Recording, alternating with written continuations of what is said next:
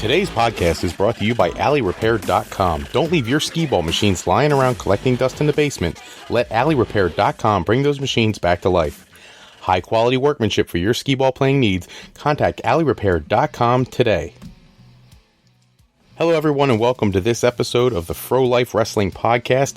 In this episode we're going to discuss kind of a hodgepodge, a little this and that of wrestling tidbits from around the globe, all for some discussion about some of the WrestleMania conversations that's been going on lately, and do a little matchmaking of our own at the end. We're even going to touch on a kind of an outside the box thing for us topic to start things off with Manny Pacquiao. I know we're not a boxing podcast, it's all good, but you got to address the rumor that Manny Pacquiao is now ready to fight Conor McGregor since Floyd Mayweather doesn't seem to want to step up to the plate and be a man. You know, Floyd Mayweather's all about the money and everything like that. You would anticipate that either one of these guys, either Mayweather or Pacquiao, would destroy McGregor in a boxing ring. Mixed martial arts, totally different. I think he'd tear either one of them up, but in a boxing ring, either one of these guys would take him down pretty quickly. For Floyd Mayweather, it would be easy money. The guy can make $100 million quickly if he just signed the fight. Instead, Pacquiao is man enough to step up for whatever terms. I hope the fight happens just so we could see McGregor go out, probably lose to Pacquiao, which would be great for Pacquiao, horrible for Floyd Mayweather because he'd miss out on that huge payday, and I would love to see Floyd Mayweather miss out on a huge payday just so he could feed that to his ego. The guy drives me crazy. I'm going to get off the boxing stuff real fast, but I had to throw that out there because I was intrigued by that so much. Moving on to the Kenny Omega watch. You know, the other day, Kenny Omega in the last couple weeks has been the topic of conversation for wrestling fans. Those who want to see him come into the Royal Rumble, who want to see him in WWE or whatever, really curious to see what's going on with him in his career. You know, there's conversation out there that people think that he's already re-signed with New Japan Pro Wrestling. I am not one of those people who believes that. It's not that it's not possible, but his path the last few weeks, the companies that he's doing performances for, have been rather interesting if he's somebody who just re-signed with New Japan Pro Wrestling. This past weekend, Forefront Wrestling, an organization that had booked Cody Rhodes to face Tiger Ali in a match. Cody Rhodes couldn't be there. He was at the Dax Shadow Memorial, which is a beautiful thing, and I don't want to get on a somber note, so I'm going to move past that relatively quickly. Just a good thumbs up to Cody Rhodes for doing the right thing there. But Kenny Omega stepping up and taking his booking against Tiger Ali for the Forefront Wrestling show. You know, this is a guy who he could show up in any arena, any company, and he immediately makes an impact. You know, the cleaner is a huge attraction, and WWE is stupid if they don't jump on the bandwagon to sign this guy sooner rather than later. I don't know why everybody seems to think that they have to wait another year to try to make a push for this guy. I wouldn't let one day go by that his New Japan contract ran out that I wouldn't have gone after him. On the topic of these offshoot promotions and these other companies that are doing, in my opinion, a great job of recreating the territorial feel. Right now, All American Wrestling, AAW, has been putting on some killer shows lately. This past weekend, again, they put on a show called the Don't Stop Believing event. You had some big names on the show. Homicide, Eddie Kingston, TNA's Moose was there, Lucha Underground's Jack Evans, Drew Galloway, Abyss, Colt Cabana, ACH, Phoenix, like names that, no, maybe they're not WWE superstars, but in the world of wrestling, I've noticed that there's a bigger trend in wrestling fans. You got the people who know about WWE because they're in mainstream media, but they're not really a wrestling fan. And then you got real wrestling fans. And those real fans know exactly who most of those people are. And if they don't, then they're missing out on an opportunity. If you've never seen Abyss wrestle or Colt Cabana, Jack Evans with the high-flying stuff, or if you're not watching Moose right now in TNA, and I've said it before on this podcast, I feel like I'm getting Moose crammed down my throat half the time by TNA, but at the end of the day, he's a great talent. These shows are putting on some killer matches, and they're doing it with a significantly lower budget than World Wrestling Entertainment, and they're attracting a huge audience because of it. Not that all their booking is fabulous. I gotta say, at this All-American Wrestling event, this AAW event, they had Candice LeRae come out and challenge Sami Callihan for the world title. I'm not a fan, ever have been, of the women versus men matches. I think it's just ridiculous. Maybe, just maybe, the Sexy Star thing on Lucha Underground might be okay. She seems to be able to hold her own there and do it convincingly, but even that to me is a little overboard. It's really awesome to see people like Charlotte and Sasha and people like that have these killer matches on WWE TV, but that doesn't mean that a woman versus a male match should be something that should be an everyday occurrence, and I think that some of these promotions need to calm that down. Some people saying match of the night, this AAW show, is Matt Sydal going against Davey Richards, which to me is an intriguing opportunity anyways. You've got somebody who showcases their talents in Ring of Honor versus a TNA talent, and they apparently tore the house down. Davey Richards actually lost the match to Sydal, who hit the 450 splash on him, and then made an announcement that he wasn't the only Richards appearing that night. And all of a sudden, here comes his wife, Angelina Love, walking out. She ended up losing to Mercedes Martinez, which still a good match, especially as far as women's wrestling goes. Angelina Love's always been a solid performer, as has Mercedes Martinez, putting on a good show. But interesting to see the play on the husband-wife thing, especially after they both were out of the ring for so long after the birth of their child and the injury to Davey Richards. So awesome seeing them back in action. And the main event of that night was the Unbreakable Effin' Machines, which are a tag team made up of Brian Cage from Lucha Underground and Michael Elgin, who is touring New Japan most of the time now, former Ring of Honor guy, going against ACH and Phoenix, and seeing ACH and Phoenix come out on top in that match. Great match. And if you haven't gotten a chance to see some of these matches or All American Wrestling in general, go on to YouTube. Hit them up on their website, aawrestling.com. Do whatever you got to do. These people are putting on great shows, and there's no reason that a wrestling fan should be pigeonholed into purely the WWE feeling show. People fell in love with ECW back in the day because it didn't have that overproduced big camera angle look to it, and that's what you get with some of these shows. AAW, Revolution Pro, places like that. Speaking of Revolution Pro, I cannot even begin to tell you how cool their event was this weekend, having stars from their own corporation, of course, TNA, Ring of Honor, New Japan, and competitors from the recent WWE UK Championship Tournament, all on the same show. One of them being Pete Dunne, who having a little bit of character confusion. The guy's supposed to be playing the heel here, but because of what happened in the WWE tournament, he's over. People love the guy. I actually thought he looked like a complete schmuck in that tournament, but whatever, that's just my opinion. But as far as playing the heel, he did a good job. He ended up losing to Yoshihashi from New Japan, which was an opportunity to see some great interpromotional cross-country challenges that you don't typically get to see. Get to see Jack Sabre Jr. and Marty Scurll. They did a 45-minute show that was just out of this world, insane match. And, every time Sabre Jr. gets in the ring, it's going to be a killer match. They had Trent Seven and Trevor Lee show up for this opportunity, which is interesting because Trevor Lee was supposed to be at the AAW event the night before and didn't show up. He's half the tag team champions in AAW, and I guess he stiffed them to go over and do Revolution Pro, but whatever. I guess that's the way things happen when you're booking yourself on the independents. They had Katsuhori Shibata take on Matt Riddle for the Revolution Pro British Heavyweight Championship, which, if you've never seen Shibata and Riddle before, either one of these talents, they're both amazing. New Japan has gold with Shibata and a whole host of other talents, but this, great match. And the end of the night saw Zack Sabre Jr. coming out and actually getting in the face of Shibata, trying to set something up for the future, which should be something to look at, because that's going to be a match. It's going to be high flying, there's going to be high spots, there's going to be technical wrestling all over the place, so look forward to seeing that. Let's go over some of the more recent WWE tidbits. First off, the Brock Lesnar Braun Strowman tease on Monday Night Raw. They had this, we think we said this in one of the other podcasts, they had a real organic face-off. It showed that the potential of what could have happened if you could have heard the fans this is awesome chants. You hear those a lot, but in that moment you really felt it. You felt like, oh my God, if these two get in the ring, we really don't know what's going to happen. And it obviously is an opportunity. But now there's conversation that potential match might be putting common sense in jeopardy for WrestleMania. We've been sitting here all this time talking about Goldberg and Brock and their rubber match at Mania. I almost get the sense that they might fast track that and do it at Fastlane, no pun intended, And I guess there's a little piece of me that's okay if they do that, but you got to get the rubber match out of the way. It has to happen somewhere, sometime, and it has to happen soon. And if you're not going to do it at Mania, do it at Fastlane, get it out of the way, because Goldberg clearly is in great shape. He's still going to put on a main event quality match at WrestleMania no matter who he goes against. But my concern here is that what do you do with Goldberg if you don't have him in a match with Brock Lesnar? You know, what do you do with the rest of the card? Does Roman Reigns, only a couple days ago, there was rumors of Roman Reigns going against Braun Strowman. You know, now, do you put Goldberg against Roman Reigns? Do you have Roman Reigns definitely win the title at the Royal Rumble and face Goldberg for the title at Mania? I mean, those are things that could happen.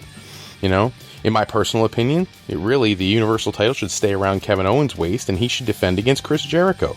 They are easily the biggest attraction in WWE right now. Whether it's the list or the Kevin Owens show or whatever it is, or this play on this best friends ridiculous angle that's been going on for 7 months. It is not often nowadays that people see the same angle going for this long and are enjoying it the whole time. I'm not saying that I want to see the same 4 guys in the main event of Raw every week, but people haven't seen these two go at it in a real good physical altercation, and that's what people are waiting to see.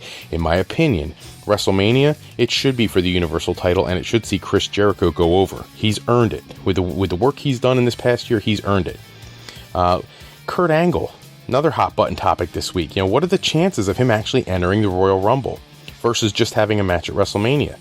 You know, and if you're gonna bring him back just for Mania, you got to be careful who you book him against. Okay, at the end of the day, I'm sure Kurt Angle does not mind putting over a talent.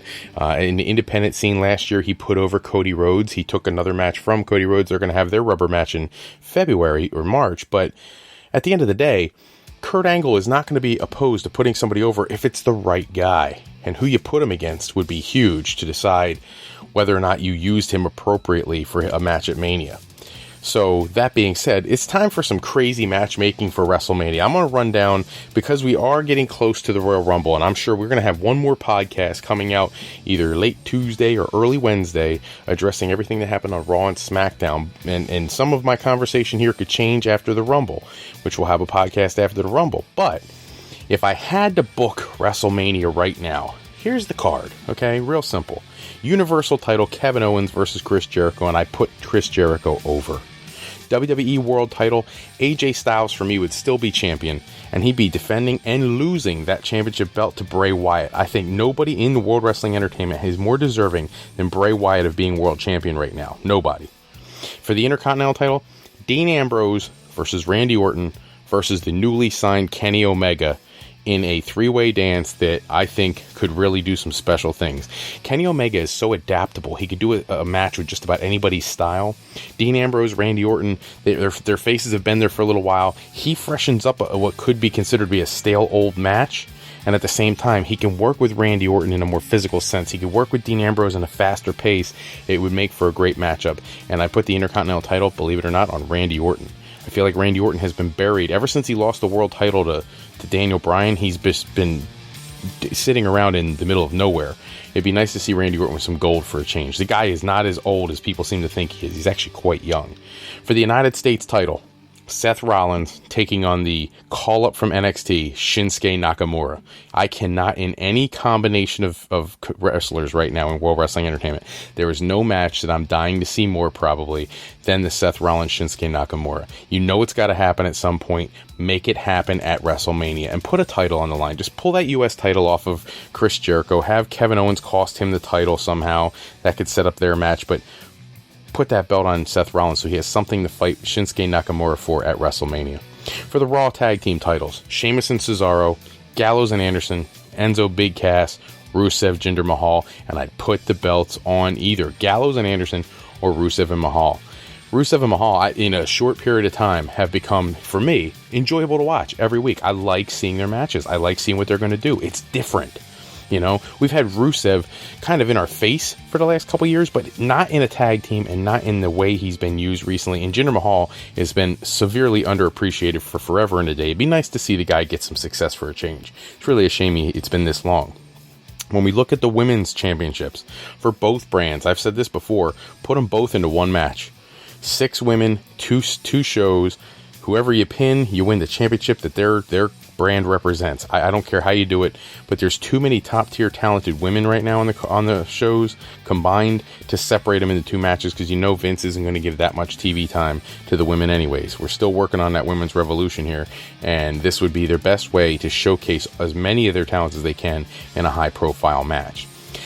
I want to throw a little Swerve into the SmackDown Tag Team Championship. American Alpha, I'm okay with them carrying the belts all the way to WrestleMania, but I'm ready for something different. I want them to come out unannounced. Or at least not announcing who their opponent's going to be. An American Alpha Open Challenge.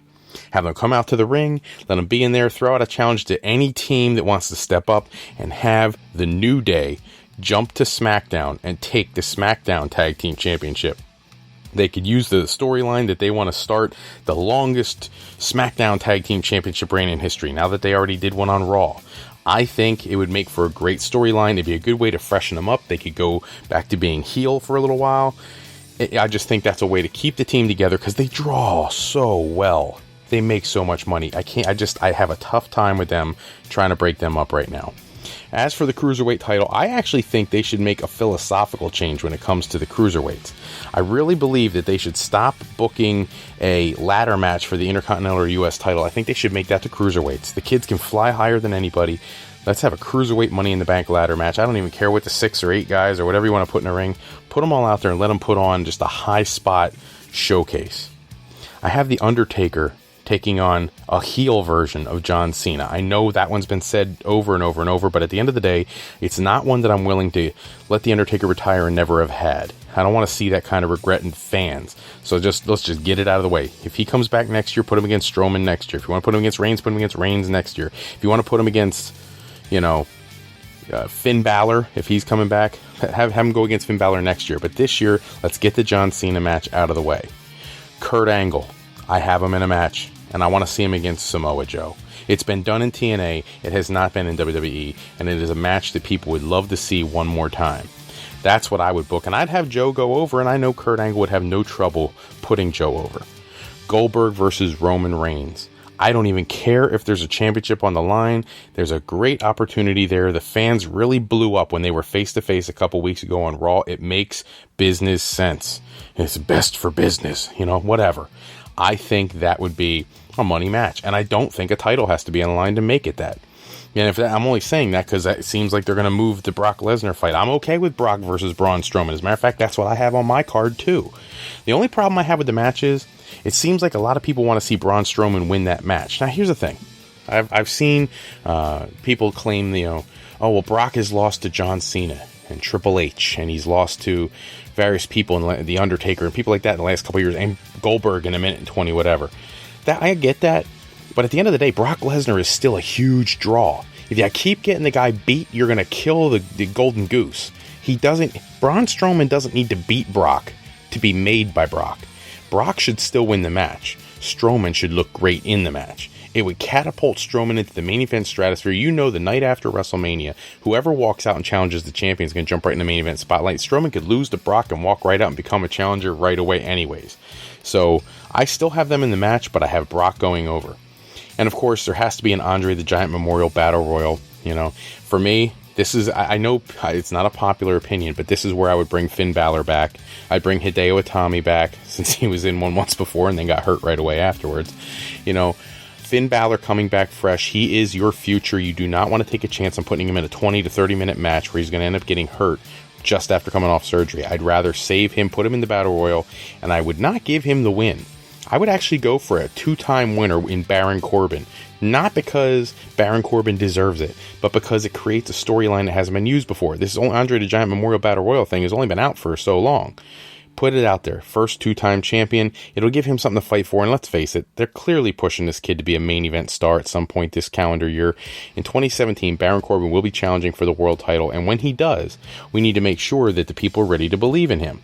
And if you don't give him some kind of legit victory, and he's obviously not going into a world title match at Mania, then you got to do something else. That's all the time we have for this episode, but check back with us in episode 10. We're going to cover all the happenings in the world of wrestling. We're going to review what happens on Raw and SmackDown, the last ones, the go-home shows before the Royal Rumble. And we'll see what's going on in the wrestling world. Maybe make some more predictions. We might have to adjust a few things we just talked about based on whatever happens there.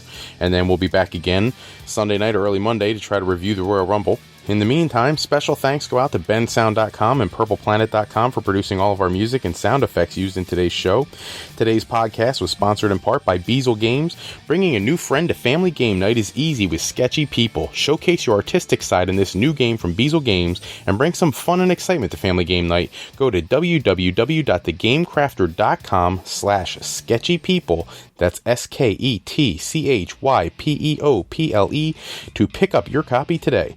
To the U.S. News and World Report Best Colleges 2017, available now at Amazon.com and Barnes & Noble. To AlleyRepair.com, contact Alley Repair today for servicing all of your classic skee-ball, pinball, and arcade needs. And to A&B Education of Lansdale, bringing intercultural education to talented students from around the world. We want to thank you for listening to today's podcast, and we encourage you to go to our website at www.frolifeplanning.com to learn more about what Mr. Fro can do for you in your path to higher education. Remember, Fro Life Educational Planning is for today, for tomorrow, and for life with Fro Life. I'm Fred Froelich, better known as Mr. Fro, and I want to thank you for taking a few moments with us today, and we look forward to discussing more current events and rumors in our next show. So long, everybody.